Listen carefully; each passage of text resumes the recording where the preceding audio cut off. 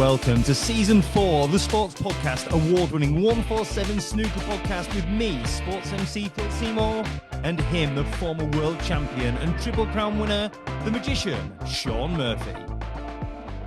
When I recorded that new intro, Sean, I should really have said former top 16 player, shouldn't I? Because... Yeah. But you know what? Let's jump straight into it. It's nice. We've been away for a little while. We've had a little bit of a break. And it's nice to see that nothing has changed with you, Phil. You've jumped straight back in. You've stuck the knife straight in my back. If I don't, mate, listen, everyone else on social media, let's be honest. I thought I can assure you that plenty have. I'm getting there early doors. You're nowhere near the front of that queue, I'm afraid. I love the fact, some people turn to religion or whatever when things get tough. You've come back to the podcast just to get yourself back in the top 16. Is that right? Well, isn't the podcast like a religion? Well, I mean, some say more like a cult than a religion, but yeah. How are you, mate? You all right? I'm really good. Yeah, I'm really, really well, thank you. And enjoying the early parts of the season. Enjoyed the first few tournaments. Enjoyed a bit of a break over summer. It was more spring, summer. And yeah, really enjoying everything at the moment. Thank you. Yeah, what about yourself? What have you been up to? I've missed you. Do you know, it's been 3.5 months, hasn't it? 3.5 months since our last podcast. Not since we saw each other, but 3.5 months since the last podcast. And it's a long time. Do you know what, mate? I'm good. I'm really good. I took a view earlier on this year. I had a bit of a health scare, as you know. We talked about it on here. And I took a bit of a view to not do quite as much work and to enjoy myself a bit more. So I've had the best summer. I went away it's been a big summer for me. My eldest son finishes degree. My youngest son finishes A-levels. I've got a big birthday coming up as well. So myself and my youngest son went to Berlin for 4 days. That was brilliant. We had a family holiday over to Egypt for a week. That was great. All-inclusive holiday. Lost £2. Let's not go into the details of that on a podcast. That tells its own story, doesn't it? It does, yeah. And then I had another week. I had a week away with Lottie, my 6-year-old, at Easter. I had another week away with her 2 weeks ago, where we went to a music festival, which was brilliant. And then we went up to the Lake District and just had a really good time. So yeah, I've been enjoying it really. And of course, the summer started with your party. Yes. We've not that feels like a long time ago, doesn't it? That feels like it was months ago, I suppose. The mad thing is, I didn't remember it the next day. I certainly don't remember it that well now. Yeah. Oh, that was a great night. Yeah. And you were, it was lovely because, you obviously came as a really good friend and all the rest of it, but you actually stepped into your MC role a little bit, and we had a bit of crack, didn't we? It was lovely. For those of you not aware, and why would you be? Because it was a private thing. But in the sort of spring after the World Championships, we threw a bit of a 20-year anniversary celebration since I won the World Championship, and I just think if you can't celebrate something like that. What can you celebrate? And it was just a real good way of getting everybody who's kind of, been a part of that journey from me starting playing snooker as a child, the early friends and sponsors that I had, my first couple of coaches, people who were with me from the very start and are still on Team Murphy, if you like. It was a chance to get everyone in the same room, have a good drink, say a few thank yous that, had been said privately, but never been said publicly, like as a group, and just have a real celebration of friendship, support, family. My mum was there. It was great to see her, let her hair down. There are rumours she's still dancing. She had a great night, did Jean, didn't she? It was lovely to meet her, actually. Good night. Yeah, she had a good time. I said to her, I said, Jean, it's lovely to meet you. I said, you are undoubtedly the star of our podcast. And she looked at me as if to say, what podcast? That's just the look she has. She knows exactly what the podcast is. So yes, we went to the Belfry and it was great. I don't play golf, but I drove a golf buggy with a couple of beers in it. So my youngest son could play, and he had a lovely time at the Belfry. So thank you for inviting him, Sean. And then, like you say, in the evening, we surprised you a little bit. So myself and your much better half, Joe, concocted what we were going to do. And basically, Sean made a speech. He made his big thank you speech. And then right at the end of it, the band played in the Who Wants to Be a Millionaire music. The doodle-doo-doodle-doo-doodle-doo-doo. And Sean turned around, he said, I'll tell you when I'm finished. And I stood up with my microphone he didn't know I had. I said, no, actually, Sean, you won't. And at that moment in time, I've got to say, you did look a little bit petrified, Sean. Well, you with a microphone is dangerous, isn't it? Yeah, Unscripted. just a So little bit. it was great fun. Thought Michael Aspel was going to walk out for a minute. There's one for kids. I think I think we'd need to warm him up first, wouldn't we? Yeah. Yeah. I doubt my class will still there. Anyway, but yeah, it was a great night. And we did a little quiz about Sean, his life and his career and everything else. And it was great. And then you went off to the States, I think, did you? You went over to America? We went to the States. Yeah, we had a lovely holiday, which was much needed after a really long season. I've always wanted to go to San Francisco, and we went there, and then we dropped into Vegas, where it turns out that Joe is by far the luckiest person I've ever met. I mean, obviously, being with me Yeah. is luck that she's used all her luck up there. But I mean, goes Anyway, without saying, Sean, yeah. it goes without saying, but there was still enough luck. There was still enough luck there. Do you know? I almost kept a straight face whilst Yeah. I was saying You that. tried, didn't you? I tried desperately. No, I think we sat down to play roulette, and I think Joe hit the first four numbers that she played, Wow. and we left Vegas in profit. So that's got to be rare. And we finished it off with a little trip to New York. We caught up with some friends there, and then we came home. And since then, it's been snooker. There has been an addition Yes. our household in the form of our chocolate Labrador puppy Elton, and He's taken over your life, Sean, as Elton, hasn't he? yeah, yes, he has. Thankfully, I think the snooker room is the only room in the house that he hasn't weed in yet. Although, sure it won't be long. Um, There's only one room behind you, then. That's great going. yeah. But I'll be coming back to Elton a little bit later, and dog life. But yes, it's been a wonderful addition. Challenging, Yeah. but yeah, he's wonderful. Yeah, he's a beautiful dog. Really beautiful dog. I think he's got his own Instagram. He does have his own Instagram I page. mean, that's wrong. That's every level of wrong. Dogs having their own Instagram is every level of wrong. Yeah. But he's a beautiful dog, so I'll let him I off. Right. thought it was clever how he set it up. I didn't think he had that, but it was incredible. Yeah, I can't believe you gave him an iPhone. I mean, that's amazing. Right, should we get into a bit of snooker? I guess so. Seeing as we're the 147 Snooker Yeah, podcast, we let's should do. probably get into it. We have got a load of listener questions yesterday. A couple of weeks ago, we said we're coming back. We're back on the podcast trail, and we asked for questions. And my word, listeners, you did not let us down. So there's a load of questions coming.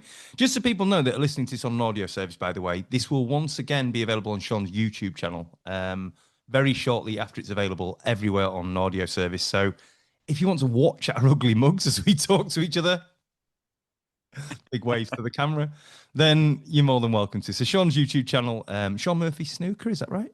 Yeah, yeah. On YouTube. Right, let's get into a bit of snooker then. So the season is well underway. It began, as it tends to do nowadays, with the wonderful, gripping, thrilling Championship League, which was won by Stephen Maguire. Good to see Mags back in the winner's circle.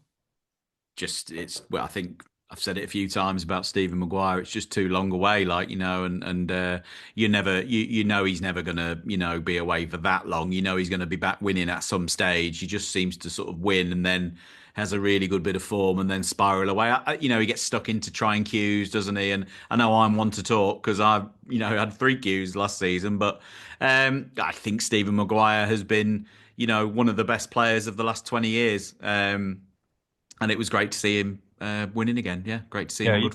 Yeah, you've propped him a few times as like a sleeping giant, a player who's got to come back. He's got to win ranking titles, and there you go, won Championship League. Joe O'Connor, by the way, in the final. A word for Joe O'Connor. He's knocking on the door, isn't he? Still, he's been knocking for a little while. Don't want him to become the next Lizowski. I really don't. I think Joe will win one. I think it's a matter of time now before he gets a title. He's Feels good. like that. Feels like that. He's good enough. Absolutely good enough. Over to Shanghai, Kyron Wilson took the win over there. It was a strange one actually because I think I can't played quite a lot of snooker since then. I think came off my interval of my first match there at the same time or similar time to him, and I think he was 3-1 down in his first match, and everyone was a bit like, "Oh, That's dangerous for Kyron. And he pulled that one out the fire, and then he went on a bit of a mad run. Yeah. Fair play to him. I mean, he's got that winning habit, hasn't he? He won a lot of tournaments last season. He had a great year as world champion, I thought. To start the season so early with that trophy, getting in the winners' enclosure early, putting that to bed, just sets you up so well, doesn't it? And he's just solidified his position as, one of the best players on the planet at the Oh, moment. absolutely, without any doubt. I mean, there's no questioning that at all with Kyron. He is right up there. There's no dominant player at the moment, though, is there? You know, like how we had a few years ago, Judd obviously was dominant for a few years. Ronnie was dominant for a few years.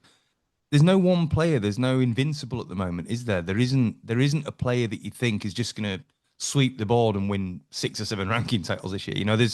There isn't one. Everyone looks like there's chinks in their armor. Yeah, I think everyone can be beaten on their day. I've said it a few times after defeats already this season. It just seems, again, like if you don't play your best on a given day, you lose. Yeah, And I had a match in the Saudi Masters there a few weeks ago where I think I beat Tepchaya in the first round and played really nicely. There were mistakes in the match. I played better in the next round against Mark Williams and lost. yeah, And so it's just, yeah, there doesn't seem to be anyone at the minute who's just dominated. Of course, no one's ever won every tournament every week. That doesn't happen.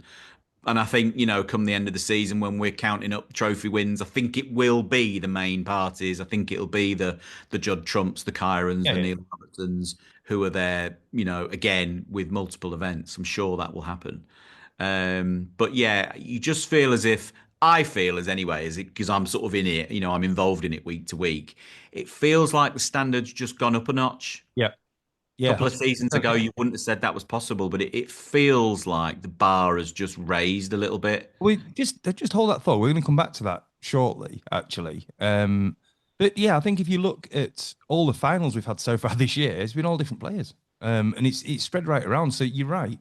Anyone can beat anyone on the day by the look of things. We're going to talk about Stan Moody in a little while, but I mean, Stan's flying as well. It's crazy, really. So that was Shanghai. So moved over to Saudi Arabia for the Saudi Arabia Snooker Masters. Robbo beat Ronnie in the final. Hell of a final as well, that, by the way. What a final that was. I mean, it was one for the ages, that. It really was. It's had some criticism again for the crowds over there. I, I get a bit bored of this, to be honest. I think people need to realize most tournaments, the early stages of them, and unless it's the big Triple Crown one, the early stages of the tournaments don't tend to be that busy anyway. I think the problem over there is they've billed it as the fourth major and all this, and it's not. I think you were critical in the press about it. It's not the fourth major. Yes, the money's brilliant. Yes, it's brilliant for the tour. Yes, it's brilliant for snooker in the Middle East and everything else. You can't bill it as a fourth major because the stands are empty in the first couple of rounds. The stands are going to be empty in the first couple of rounds. Realistically, just to pick 2 players off the top of my head, but are the people of Saudi Arabia going to turn out to watch Stephen Hallworth against Jamie Clark? No, probably not. Okay. They're not going to. Are they going to turn out to watch Ronnie O'Sullivan against Neil Robertson? Yes, they are. And that's what it is. People need to just look at the bigger picture of it for the players and the money involved. It's fantastic and it's needed and it's brilliant. Just give it time to build. It will build in time, won't it, Sean? I mean, I hope so. I'm remembering early trips to China and some of the early ranking events we had out there, and we were told that China was, this massive place for snooker, and yet you'd go into some venues, and unless Ding or Ronnie was playing, they'd be empty. Now you see them, a lot of the venues are full a lot of the time, but even some of the sessions in China, the venues aren't full. It's a bit of a myth to say every session's packed because they're not. And that's grown over time, and I'm sure the crowd interest and actual attendance will grow in time in Saudi. But it's a totally different market, isn't it? It's like 40 odd degrees outside. No one goes outside in the middle of the day. There's no one about. But I can assure everyone listening and watching to this podcast that haven't been there, Snooker is very, very popular over there, as is, cue sports in general. And when you're in the cafes, in the restaurants, in the hotels, snooker players are known, they're recognized, you ask for selfies, autographs, all the rest of it. It has a very big presence out there. And I think that's why you see in the investment that's going into the sport, it is very, very popular. Um, but to expect a 10, 11, 12 o'clock session to be packed is, folly, I think, in my Yeah. opinion, because it's just too hot. No Yeah. one, no one goes anywhere until tea time. Oh, it's the British Open is it the British Open in Cheltenham in a couple of weeks? Just watch day 2 or 3 of that. They won't be that busy. Okay, they will not be that busy. But people won't necessarily jump on Cheltenham. Oh, Cheltenham's terrible, but it's not. It's a great venue, by the way. But they won't do. And you've got to give it chance to build. You've got to give it chance to grow. And not just that, you've got to accept the fact that it's a great opportunity for the players because it's another world championship money wise, isn't it? Essentially, which is massive for the players, and you've got to sort of back them and give them that chance, particularly the lower ranking players who, it's not easy being a professional snooker player. As much as Sean sat there in his lovely house and everything else, it's not easy, and financially, it's not easy. So, just step up a little bit, people, and just give them a bit of a chance because the players are there to earn a living, and that particular tournament and that opportunity gives them that, and it's massive. So amazing final though. Neil Robertson, fair play to him. He's had some tough and some lean times the last couple of years, but Neil is looking something like back to his best, isn't he? Oh, he is. He's you could say similar things about how we started talking about Stephen Maguire. Even when they go away for a little while, that he's just circling back. He'll be on your orbit. Very, very soon again. And Neil Robertson has just shown that again. Not that nobody was worried about Neil Robertson. Let me assure you, nobody was concerned that he was, finished or in the doldrums or anything like that. He slipped out the 16, missed the Masters famously, and that was by the rankings, not because he forgot where the venue was. But he's just class, isn't he? Yeah.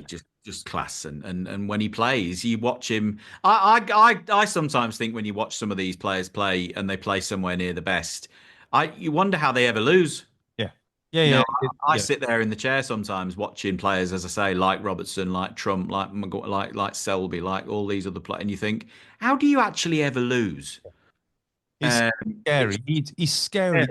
Are you worried about him? What he's doing with golf, by the way? Because Neil Robertson, for those people that don't know, and how can you not know? Because everything in his life at the moment is all about golf, despite the fact that he's just won. What was it? 500,000 in Saudi, was it?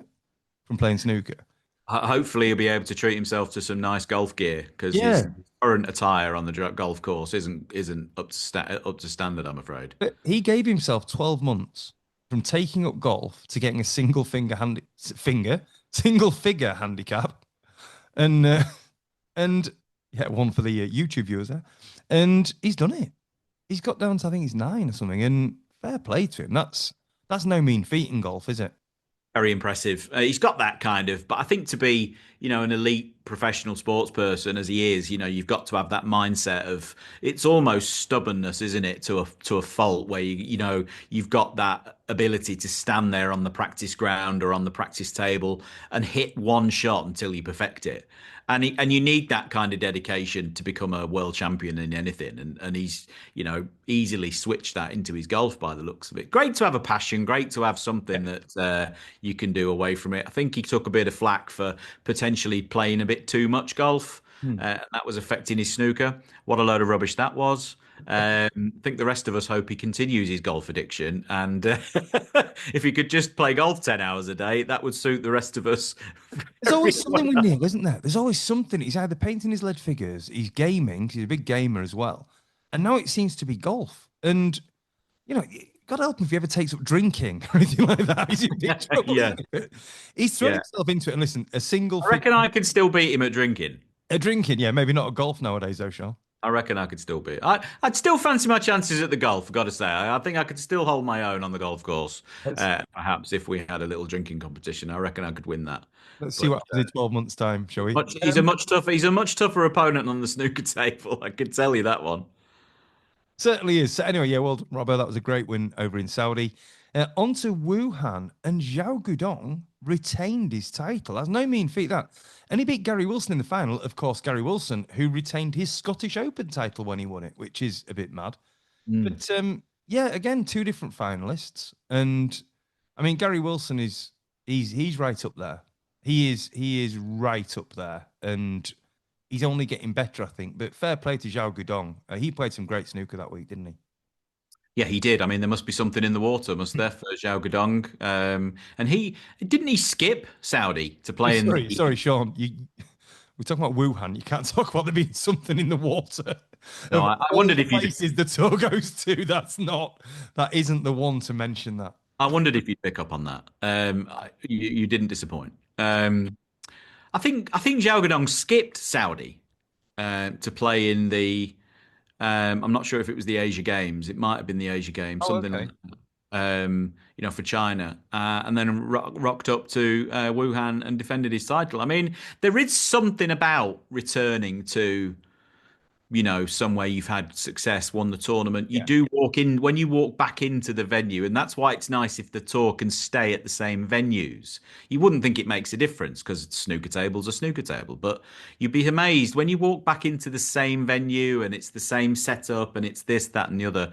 It does funny things to you. Now, of course, the venue in Wuhan had moved, it had changed. So that didn't necessarily apply. But you could see him when he walked in the place, and his pictures on the poster, defending champion. It does bolster your confidence somewhat. And yeah, he just played with great airs of confidence. Having said that, there was times during the final at 8-6 down, having led.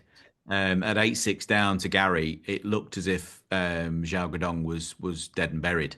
But he found something from somewhere. I have to say as well, I thought we've got rid of the ding curse finally. Oh, Stan Moody smashed the ding curse. We'll circle back to that. But I thought it's the unofficial Murphy curse of losing to the eventual winner. I thought was going to strike again because I lost a really good match to Gary Wilson. yeah. Very, very high standard. But I thought we both played really nicely. Well, we did, And we then he, did he get, went on and he went on and slaughtered everybody. He got to the final. It was a great week for both players. yeah. Incredible performance from Zhao to defend his title. We did get correspondence from, I think it was Mickey Meyer, who's a regular podcast correspondent, saying the ding curse is broken, but let's hope Sean isn't starting a new one whereby he whitewashes his first round opponent and then loses second round because that's got to be broken, Sean. That's got to stop. Yeah, no, listen, I wish I was in control of it. Trying my best. Yeah, as I say, I mean, I think I beat. I'm moving between tournaments, but in as I said earlier on in Saudi, I played Tepchire, and Tepchire just keeps making 147s, Yeah, he doesn't does. it? I mean, Yeah, it's yeah, just a 147 machine. Someone should really tell Tepchire that other colours are available. yeah. But at the moment, he just keeps making 147s or attempting to. And I played really well against him.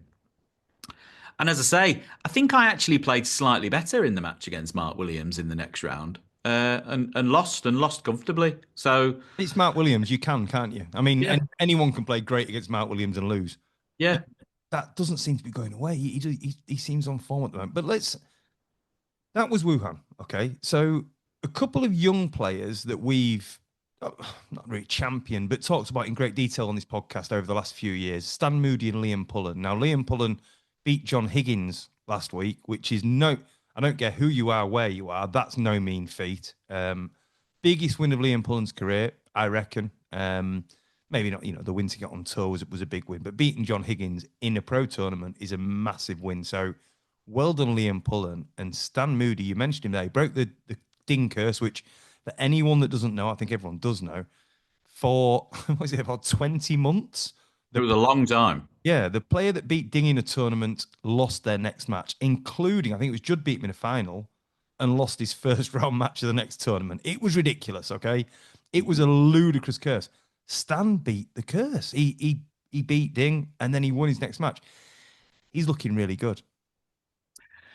Not to quote the Matrix film, but I think Stan's starting to believe I think he's starting to believe that he belongs on the tour. I think he starts to think he fancies the job every time he goes out there. I think he's starting to bring a lot of that practice form and that ability and that confidence from the practice room to the match table. And when you get on the crest of a wave, when you start thinking that I'm going to win today. I fancy this. I'm not just a kid and I'm not here now. I'm not a rookie anymore. They know who I am. I'm now going to do some damage. I think that's what he starts to look like. And I can tell you as well as anybody, Stan Moody is an extremely promising prospect, certainly in terms of British talent. Liam Pullen as well, been left in the sort of dust a little bit by Stan. They came through juniors together. Yep. They were rivals as kids. Of course, they're still kids, aren't they? Yeah. But I think that win against John Higgins for Liam could very much bolster his confidence Yeah. as he looks to assert himself on the tour.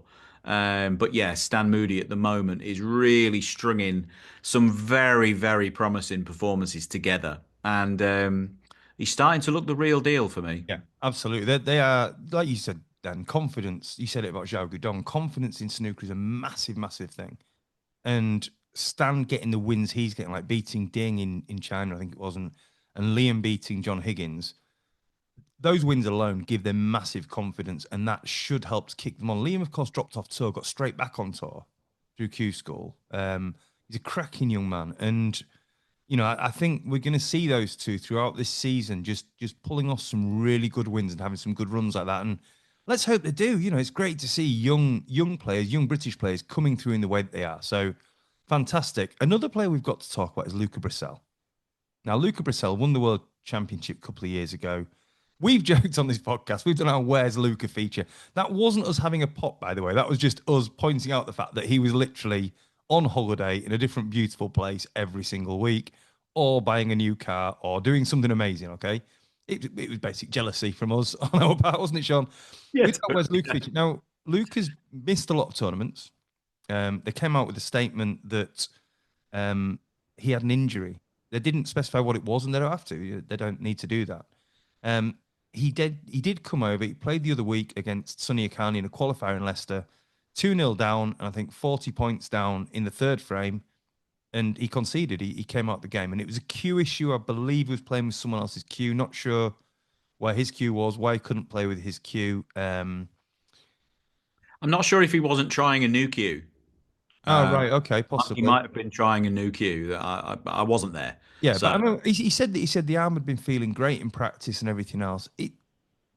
I'm sort of worried for Luca really because he's been kind of out of it a little bit for a while now, and he's too good a player. I mean, he won the world. He's a former world champion. He's too good a player to be out of it, really, isn't he? yeah, and a bit like we've already said about other players, going back to the top of the show when we mentioned Stephen Maguire's win in the Championship League, too good a player to sort of not be overly concerned about. You're worried about him in terms of he's mentioned his health and some of his withdrawing from events or not playing in events raises a couple of eyebrows. So you might think, oh well, I hope everything's okay with Luca, just as a man, just as a bloke, like just hope he's all right. Um, I'm not concerned about his game. His game is there. It's been there since he was a child. I'm not bothered about his snooker. He'll be able to play snooker better than most people on the planet till the day he dies. So I'm not bothered about that. I hope he's all right. I think everyone suffers with things in different ways. Not everyone shares to a different level. Not everyone's as open as other people have been. Some players have been very open about some of the struggles they've had. Some other players, keep it to themselves. I think you've just got to trust what they say. I don't think anyone knows Luca Brecel better than Luca Yeah.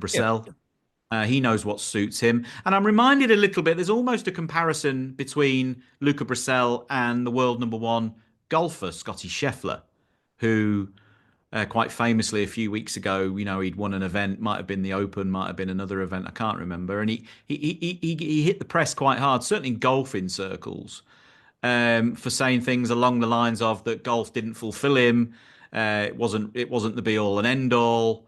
That amazing buzzy feeling he gets when he wins a trophy only lasts a few minutes. It's not the biggest deal in his life. And it really raised a few eyebrows in golf. And I think with Luca, we see something similar where you've got somebody who most people would give their left arm to be as good as Luca Brecel. Yeah, yeah. And snooker doesn't seem to be, it doesn't appear to be the priority in Luca's life. That's got nothing to do with anyone else. Yep. And it's totally up to him what he does with his life. More power to him for me. But I think, he was there at the qualifier. I think he was trying a new cue. I found it peculiar that he just gave up. Yeah. That's not something I understand. I don't understand that mentality. You've travelled all the way there. It's not like he lives down the road. But listen, we've been trying to work him and other players out for years and got nowhere. So we'll leave him to it. I hope he's okay, Mm. and I'm sure at some stage he'll turn the ship around. I think within 8 minutes of conceding the match, he was on holiday again. He was away on some sunny island somewhere. So again, hats off to him. Fair play to him. Luca Brecel, what an absolute I legend. think we should bring back the "Where's Luca" feature. The Well, wish you were Luca. wish you were Luca. We all wish we were Luca. Sure. Wish you were Luca. We all wish we were Luca. Right, we're going to take a very short Win break. the World Championship, win 500,000. A week later, you buy a Ferrari. Like, that is how to do it, isn't it? Well That, played, son. that Well. is winning at life. Right, we're going to take a very short break. We'll be back right after this. You're listening to the 147 podcast with Sean Murphy and Phil Seymour. If you like what you're listening to, please subscribe wherever you get your podcasts and be sure to interact with us across all forms of social media at 147pod. That's the words at 147pod. Yeah, please do. We've got a load of questions coming up later on. We probably won't get through them all. If we don't, we'll do them in the next podcast. By the way, yes, we have been away for 3.5 months. We're back fortnightly as we can be. Anyway, Sean, we're going to try our best to do it fortnightly. So at 147pod across all forms of social media, get your questions coming in. We've got a new feature later on, which we'd like your input on as well. So we'll, get to us on social media. Right, before we move on to your rant, Sean, I've got to mention a few things. Fan Zhengji in the Championship League, Zhang Anda in Shanghai, Tepchai Unnu in Saudi Arabia and Wuhan, Ronnie O'Sullivan twice in Saudi Arabia, Zhao Gudong in Wuhan, and Zhou Yulong in the Xi'an Grand Prix qualifiers. What am I talking about? They all bought around. No, they didn't. There's absolutely no way Zhang Anda bought around because he can't reach the bar, you see, because it's too high. They all made 147s. They all made 147s. 8 of them this season so far. That's ridiculous. Are they getting too easy? No, is the straightforward answer. I just think everyone's, like I said earlier on, I think the bar has been raised. I genuinely think everyone's just getting better and gone up a notch. And I think the prize on offer from the tour about making 2 in these events, the Saudi Masters, and then the 3 Triple Crown events. If you make 2 in any 4 of those events, you get the bonus. I think that has really sort of inspired people. I mean, you could see when I played Tepchire a couple of days after he got the max in Saudi, you could see that as soon as he potted the first red, he was looking for the black. Yes. Yeah. And it was almost as if he was more bothered about that than he was about trying to win a snooker match, if I'm honest. It felt like that was his focus. But, with a massive bonus of £147,000 on offer, you can understand why he was keen on it. I don't think they're getting any easier. I can assure people the pockets aren't getting any bigger. Well, that was the question, right? That's balls aren't getting any smaller. That's the thing that's been leveled at it. I mean, we had, what was it? Was it the Hong Kong Masters the other year? Where you could have parked a van in those pockets. Let's be honest. There was 3 people having a party in one of them at one point. I mean, the pockets were enormous at that. But some people have asked that question. 8 147s in the season so far already. That's a lot. Yeah. In Saudi, in China, at these tournaments, have the pockets been bigger or not? No, definitely not. No, okay, 100% not. I mean, we've talked about this before. The tables are done to a template. They can't be bigger. We talked about, the balls can slide in off the cushions, the new cloth and everything else, and the sheen that's on it. But the pockets are no bigger. So people on in terms of an actual physical measurement, the pockets are always the same. Yeah. I think in terms of playing conditions and how that affects the performance of a pocket or the ball entering a pocket, that does vary. And basically the more humid it is, the tighter the pockets perform. Now Yeah, they don't physically change size, but they do perform more difficult if it's in a humid situation than others. So you can imagine touring around the world, certain venues are more humid than others. That's just the nature of it. there you go. So yeah, 147s. I'm not getting any easier, but the players are getting better. That's the top and bottom of it. Right. English Open starts this week in Brentwood. Ronnie is not going to be there. Luca Brecel, we believe, will be there. You will certainly be there, Sean. I will be there. Fighting to get back into the top 16. You get to defend the Masters anyway, right? As the I do. Yeah. reigning champion. So that doesn't matter, but you will be back in the top 16 by then. Yeah, no, Ronnie. Ronnie's pulled out as he can do. I think he's people are like, oh, it's in his hometown. He lives in Dubai now, I think, doesn't he? Yeah, I think so. Yeah. I don't think he's still in Brentwood. So, yeah, English Open starts this week. That is live on TNT Sports, which we will be talking about later on in a listener question. Sean, do you have a rant for me? I do have a rant. Yeah, I do. Hey, well, we've And got I think this one could ruffle a few feathers. So I'm going to say I'm going to have my rant. I'm going to have my 1 minute 47 seconds. And then I might put a crash helmet on and run for the and run for the hills. you know, as the person that runs the podcast social media, when you say things like that, that just frightens me. Anyway, Sean Murphy, the magician, you have 1 minute and 47 seconds from the moment I say rant to the sound of the klaxon. Magician, are you ready? I'm ready. Okay. For those on YouTube, you can see the timer going. 3, 2, 1, rant. Okay, well, as I said at the start of the show, there's been a new addition, and his name's Elton, and he's our four-legged friend. And the problem is when you have a dog, it's not just what that dog brings to your life, it's what dog owners bring to your life as well, other dog people. And what is it with folk out there with their dogs not having their dogs on a lead when you're out walking in parks or in play areas or whatever it might be, areas of natural beauty or whatever it might be out in the forest or whatever. Oh, my dog's okay. My dog's okay. Comes bounding up to you. You're trying to train your puppy, or your puppy might be a bit nervous, or you might not want to interact with other dogs. I don't want your dog crawling up my leg, looking for the treats that are in my pocket for my dog.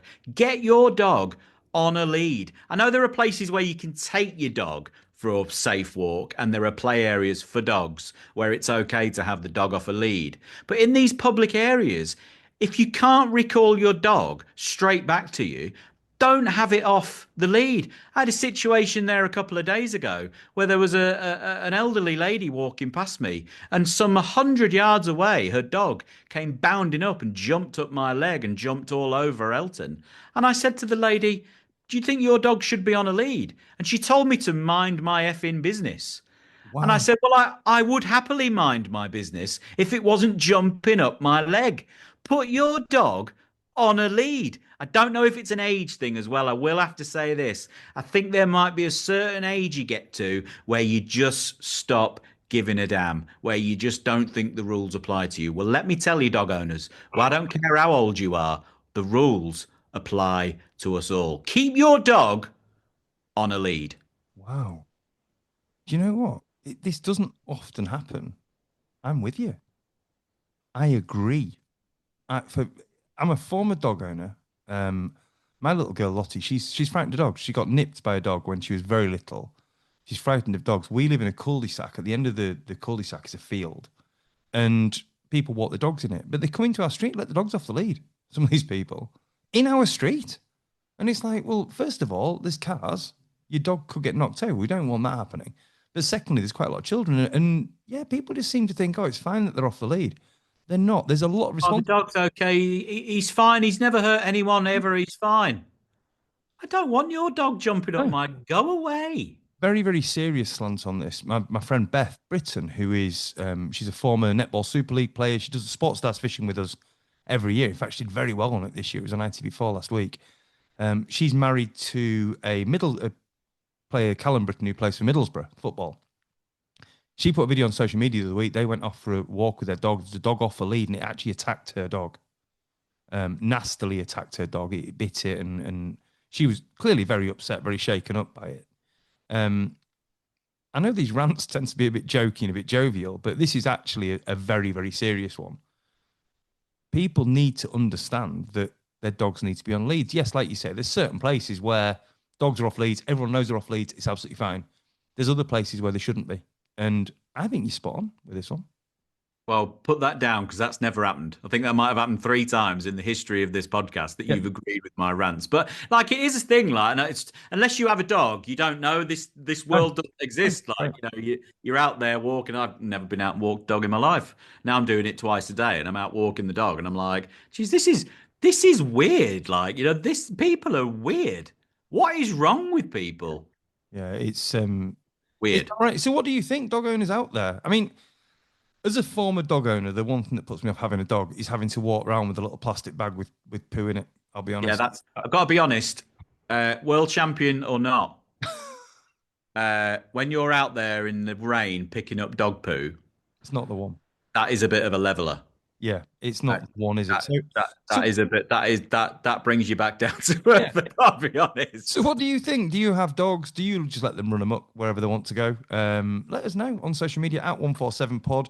Do like me? Do you agree with Sean on this one? Because we can shoot that rant, stuff it, and mount it on the wall. It's one I actually agree with. So that's a rare beast. There, right. Let's get on some listener questions then, Sean. Shall we? I will begin with Sean Ammo Hamilton, the Scouser in County Tyrone, good friend of the podcast. Looking forward to having you back, lads. Thank you very much. My question is, what is a successful season for you, Sean? Is anything less than a Triple Crown event not good enough? I don't think so. I think you try to time your runs. You try to be in the best form you can possibly be for those big events. No question about that. Everyone does that. And I think you see some people, they get to those events and actually they don't perform at their best because they've made it too important. They're trying to bring out their best at a specific time, which of course is very, very hard to do. I really think, especially with what we've already touched on throughout this show already, that the standard of play is just through the roof. It's the best I've ever seen. Um, I think you literally now have to take it where if you come away with a trophy, if you've won an event come the end of the season, I think you mark that down as a success. Frankly, I think a win is a win, and I don't think that's ever been more the case on the Yep, snooker tour. Winning is harder than it's ever been.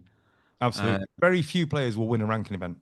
yeah, A tour of 128 players, a tiny percentage of that will win a ranking event this season.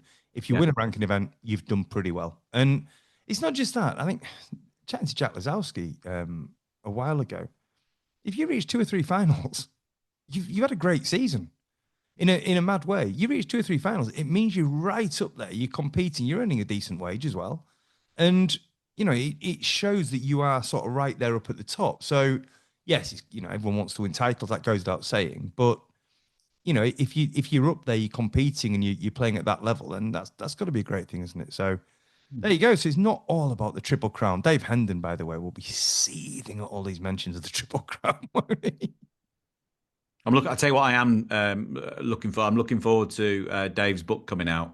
Yes. I'm waiting for that. I think that'll be brilliant. He's been rightly plugging that on his Hmm.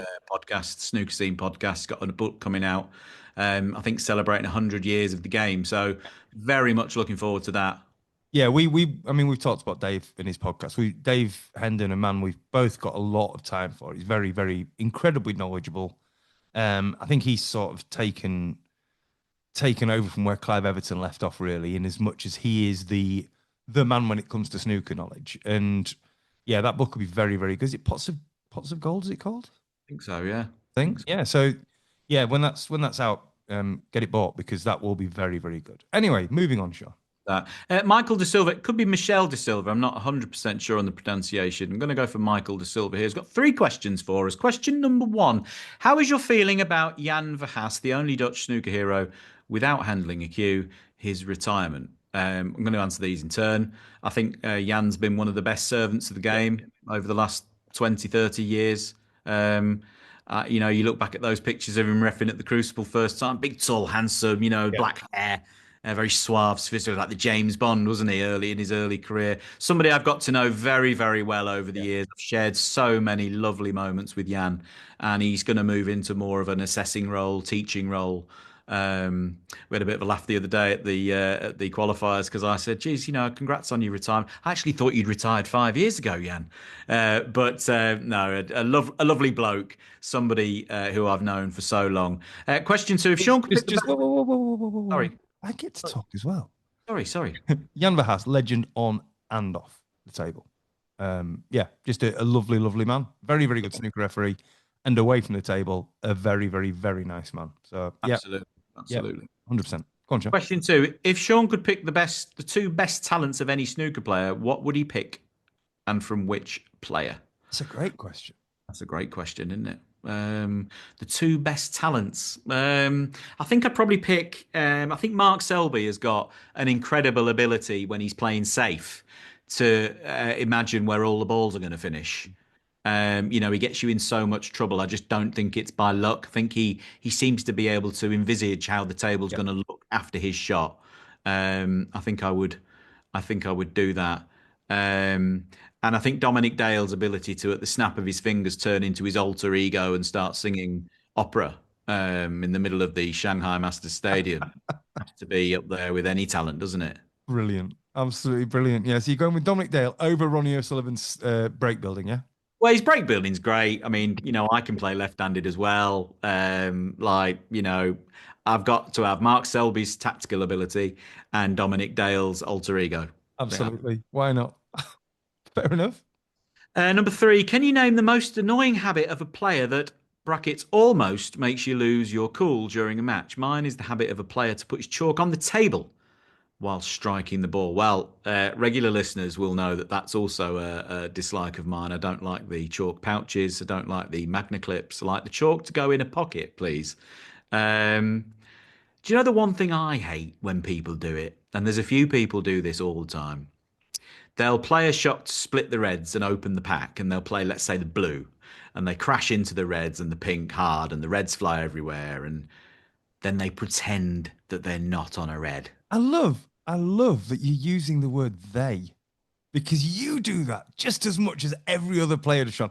Also, when How you very dare you, Philip? when you go into that pack, yeah, you're aiming for a certain place and you hope to get a certain spread of the reds, yeah. But there's some players, and I'm not pointing at you, Sean. I promise I'm not pointing at you. Um, It looked like it. they split the reds and then look as if to say, yeah, yeah, just what I thought.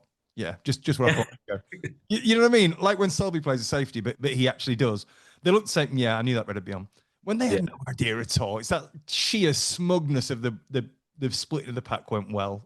It takes a lot of practice to look that smug. But I think it takes a lot to beat chalk on a table, right? Chalk on a table's horrific. Horrific. Right, moving on then. Karen Tua. Karen, I hope I've pronounced your surname correctly. Delighted the podcast is back. Thank you, Karen. Loving the snooker already this season. Ronnie's 2-1-4-7. Stephen Maguire's deciding frame against the world champion in Wuhan. Willow and John Higgins still going strong there as well. I would like to know, total flip this. I would like to know if you've ever watched a hurling match and what you thought of it as it was being shown on the BBC this year. Did Sean ever go to one when he lived in Ireland? Looking forward to the first episode. Right. I have watched hurling. I'm a massive GAA fan. I'll be honest. I love Irish sport. So particularly Gaelic football. Huge fan of Gaelic football. I have watched hurling. I've watched camogie as well, which is like hurling. It's brilliant. It's a great sport. I've actually had a go at hurling in Croke Park. So not in Croke Park, but behind the scenes. And I'll tell you, it's bloody difficult as well. It is really, really difficult. An ambition, a lifelong ambition of mine, is to go and watch a final in Croke Park in Dublin. It's a long held one, and I know you were offered tickets to it and you didn't go, Sean, did you? Which absolutely grates me. But have you ever watched hurling? I have. I think everyone who plays hurling is mental. Yeah. I think it's just totally mental. Not sure what the rules are. I've watched it a few times. It was one of the few things I put my foot down and just said, like, my children weren't playing it. It's Yeah. just did a straight no. Because from a bystander, it looks like the rule is to run around with the hurl and just beat everyone up with it and Yeah, hit yeah, it. yeah. The ball kind of gets in the way. Who wins is sort of a byproduct. A bit like ice hockey. It's not really about who wins. It's about the tear up. Yeah. And whilst there might not be any actual fighting in GAA. It's just too violent for me. I just find Brilliant. It's it just brilliant to watch. I love it. It's great. I mean, the speed, this swing, the hurls with it, and when they swing, God, you think, God, if you get in the way of that, I mean, there's a snap not, you're coming not there. running that off. It's not going to be the wood, is it? You're not getting up and running. Do you know? I think I'm right in saying this. I'm sure someone of our listeners will correct me, but I'm sure this is right. I think all the people who play that in Ireland, they're all amateur. I think Yeah, yeah, yeah, they are. they're Yeah, all, yeah, they've all got jobs. That they do yeah. that in their spare time. Yeah, GAA is amateur. It's amazing. Like I say, I love I the think game. any of them are full time. Mm. But hey, listen, if anyone little play out there, if anyone can get me tickets to the the finals in Croke Park one year, please do send them on. They're gratefully accepted. It's been a long held ambition of mine to do that. We've got my next door neighbours run the York Irish Association, and they have a GAA team here in York, which is great. The York Shamrocks. They play football. They play Gaelic football. It's brilliant. But yeah, I'd love to go to a hurling match, but I'd love to go to a Gaelic football match over there as well. So yes, Karen, I do watch it, and I'm a big fan. It's absolutely brilliant. So there you go. Anyway, Sean. Correspondent here from Snooker Loopy. Glad to see you back. Is it common for players to play deliberate in-offs? They can't see an easy safety. Is it technically against the rules, even if it's hard to prove? I assume it's happened before, but is it something a player will naturally consider when they're in trouble? This, of course, refers to a tactical situation if you're playing safe, standard, and you can't see a way to get the cue ball back to the baulk end. Some players who shall remain nameless might play a deliberate in-off. Yeah, They might go, well, I'll give the 4 points away, gets the cue ball in hand. The player's going to play from the baulk area, and nobody's any the wiser. Very hard to prove, and of course that's the point. It is, a deliberate foul. yeah, It's not really within the spirit of the game. It's against the rules. It's a penalty for. It's a foul for. But you can't prove it. How do you yeah. prove that somebody did that on It's hard purpose? to prove. It's hard to do as well. I mean, it's not easy, is it, to go in off? I mean, that's I must admit, I've played a lot of safety shots where I've accidentally gone in off, and then I've walked back to my chair and thought everyone's going to think I did that on purpose because it was made such a hash of the shot yeah. that you just think, yeah, everyone's thinking you cheating, you did that on purpose. Mm. But yeah, I think you've to be a certain type of person to play that kind of shot. There are players who do it, and us on tour, we know who they are, and we know who the likely contenders would be for that type of play. Wouldn't be my thing. Wouldn't be within the spirit of the game for me. But I guess for some players, winning is more important than that. Yeah, fair enough. There you go. Hope that answers your question, Snooker Loopy. Right, moving on then. Crucible Crush on X. The whole TNT debacle is beyond scandalous. Many fans have lost out on viewing our beloved sport. The extra cost is ridiculous for fans of snooker alone, and I can't justify it. What are your thoughts on this? Right now, this is an issue that upsets a lot of people online. We've had quite a lot of correspondence on this on social media. We talked about the switch. So initially, the snooker was on Eurosport. Eurosport became part of Discovery Plus. It then went on to Discovery Plus. Most people with Sky got Discovery Plus as part of their package. Other people paid for Discovery Plus. An internal change meant the snooker moved, or Discovery or Eurosport went, and the snooker went onto TNT. TNT costs, I think it's about £30 a month. And obviously, a lot of people can't afford that. It's, TV, snooker on TV is changing. Obviously, ITV, I think they've got 2 tournaments left, I think. They've got the British Open, which is coming up, and then they've got, I think, Champions, and that's them done. And then it's going to Channel 5. Now, I'm not sure exactly which events Channel 5 are going to show, which they're not, but there will still be a fair amount of snooker on terrestrial TV. But yeah, pretty much most of the tournaments this season have been on TNT. The English Open this week will be on TNT, and then the British Open the week after will be on ITV. I haven't paid for TNT. I pay a lot of money for TV subscriptions. I pay a ludicrous amount of money for TV subscriptions. I couldn't justify it. I think the same as Crucible Crush has said here. I think a lot of snooker fans are the same. When this change happened, we talked about this. And I played devil's advocate on it. And I said, well, look, TNT's got a lot of subscribers. So actually what you're doing is you're opening snooker up to quite a broad audience of people that probably don't watch snooker now. So you're introducing it to new eyes. You are in turn sacrificing people who love the sport, watch sport for years, who can't afford £30 a month or don't want to pay £30 a month. I'll be honest, I can afford it. I choose not to. It's a lot of money, and I'd rather spend £30 on other things. So I catch up on highlights sort of as and wherever I can. What do you think? You Is spend it on haircuts. yeah, haircuts? Yeah, I get both of them cut nowadays. Did is this something players think about? Does it even enter your minds or not? I don't think so. But I think, I think it comes into our minds when we want to watch.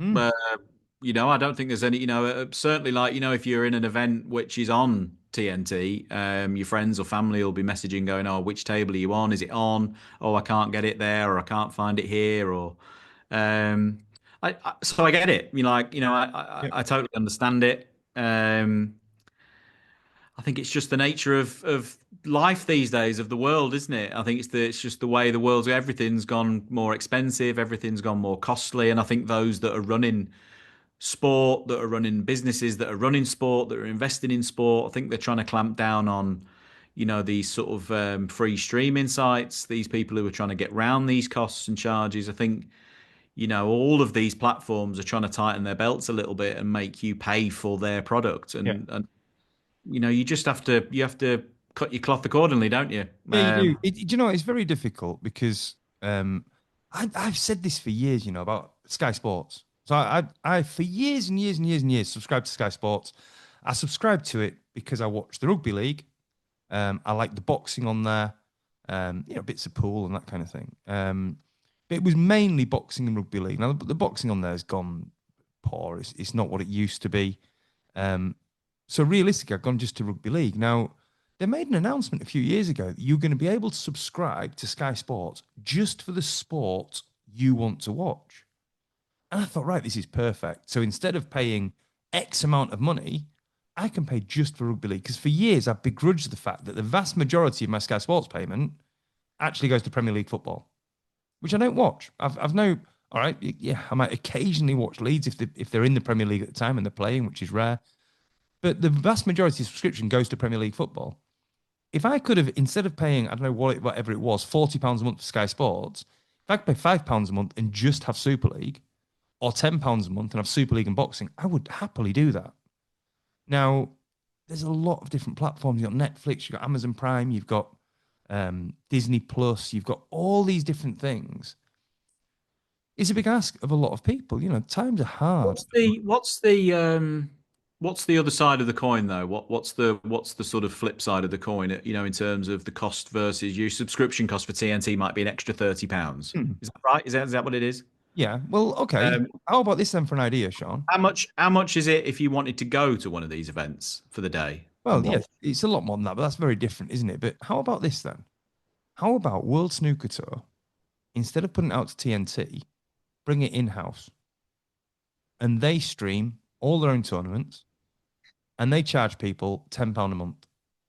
And what you get for that £10 a month is pretty much everything that's on TNT now. So the stuff that's on terrestrial TV remains on. I know we're being very British centric, by the way. International listeners, apologies for this, but we are. They're bringing it all in house. You pay £10 a month and you get to watch all those in house, as opposed to paying £30 a month and getting cycling you're not going to watch, speedway that you're not going to watch, all these different sports you're not going to watch. You just pay for snooker. As I said, with Sky Sports, when they said you could just pay for one sport, I thought, brilliant, £5 or £10 a month just for Super League. I'm going to pay that because that's brilliant. If they did that, is that a possible solution to this? Because I think it is. Possibly, yeah, I guess so. Yeah, I just think it's a difficult one, isn't it? It's difficult where you're asking people to pay more than, and it feels as if the price for things has been creeping up for the last 5, 10, 15 years. Crucible tickets are going up every Yeah, yeah, year. Prices for all tickets to all tournaments, seem to be going up every year on year. But the venues keep filling out, so it's yeah, yeah. it's it's balance, isn't it? If you're running WST, like you're looking at your balance sheet, it seems to be working, doesn't it? Listen, nothing's free, is it? Nothing, Nothing's free, and I think in snooker, I think we're a little bit used to paying not very much for the product. I think snooker's been undervalued for a long, long time. I've attended many sort of golf events and some quite high profile sporting events where I know the prices have been extreme. Yeah. And snooker really ought to be in the same echelons as that, in terms of viewing figures and stuff. It wipes the floor with a lot of these sports. um, but you could still get a ticket to the Crucible for a few quid. Yep. And it's been painful, that increase over the last few years. Certainly in the Barry Hearn era, it's been a painful increase for Yeah. the real diehard snooker fans. But it's still not in line with sporting events of a similar nature. It's still nothing like Wimbledon or the FA Cup final or the Open Golf. You can go to these events and spend far more than you will spend at the snooker. It's still cheap Yep. compared to sports that it's potentially more popular than. So I totally understand the argument. I don't have TNT either. I don't subscribe to it. I don't pay it. I think we pay enough for all these other things. Like, we start adding new subscriptions up, we're paying enough.